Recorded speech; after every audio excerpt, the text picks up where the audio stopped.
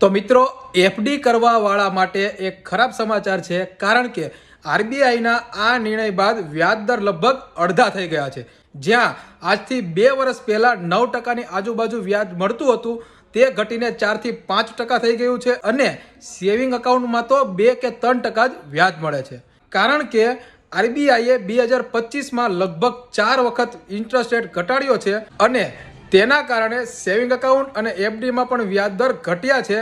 આમાં તમે શું કરી શકો છો? તો એવી જગ્યાએ ઇન્વેસ્ટમેન્ટ કરી શકો છો કે જ્યાં તમને 12 થી લઈને 15% સુધી રિટર્ન મળી શકે અને આવું રિટર્ન તમને મ્યુચ્યુઅલ ફંડ અથવા તો એસઆઈપીમાં મળી શકે છે. તો કઈ એસઆઈપી કેવી રીતે અને ક્યાં સ્ટાર્ટ કરવી તેની માહિતી જો જોઈતી હોય અને કયા મ્યુચ્યુઅલ ફંડમાં ઇન્વેસ્ટમેન્ટ કરવું જોઈએ તેના માટે નીચે આપેલા નંબર ઉપર કોલ કે વોટ્સઅપ કરીને માહિતી મેળવી શકો છો.